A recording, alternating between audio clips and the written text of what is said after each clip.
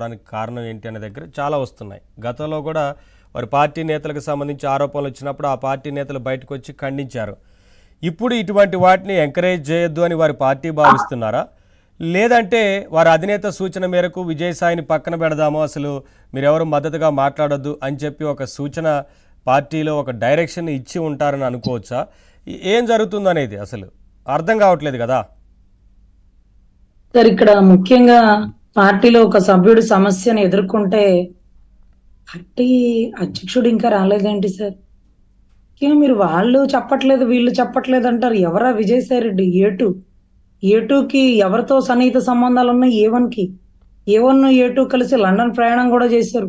తొర్లవాడ కొండ కూడా ఆక్రమించారు. అదే రాకుండా ఆయన ఒక కొండ ఈయన ఒక కొండ పంచుకున్నారు.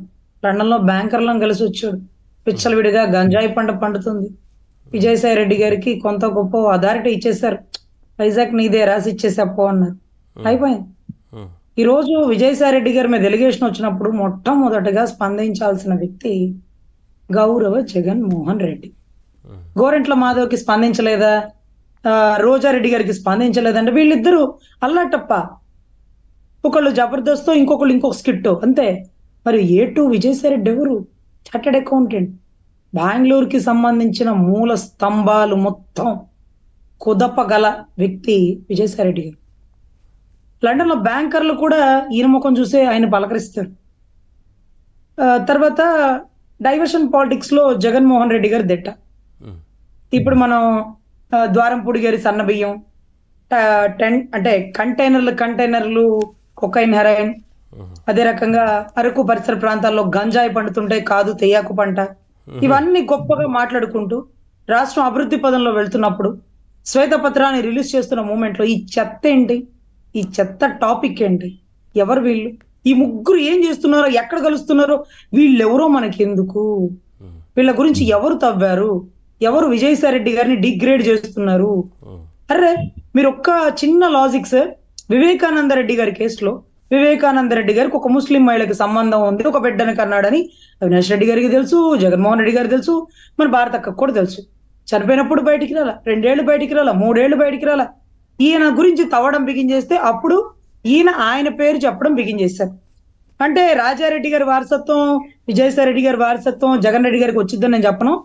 కానీ ఇక్కడ గోరెంట్ల మాధవ్, రోజా, కొడాలి నాని వీరందరూ వేరు, ఏ2 వేరు సార్.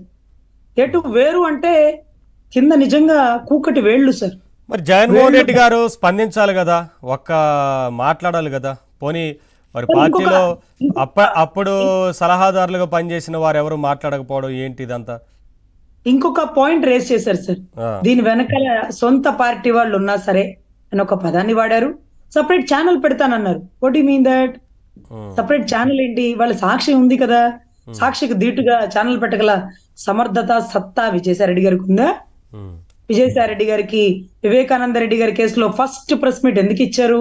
గుండెపోటని, గొడ్డలిపోటుని గుండెపోటుగా ఏమార్చింది ఎందుకు అంటే, లోగుట్టు పెరుమాళ్ల కెరక అన్నట్టుగా జగన్మోహన్ రెడ్డి గారి గుట్టు మొత్తం విజయసాయి రెడ్డి గారి దగ్గర ఉంది. నా కష్టం వచ్చినప్పుడు స్పందించవా? నా కష్టాన్ని నువ్వే రేస్ చేస్తావా?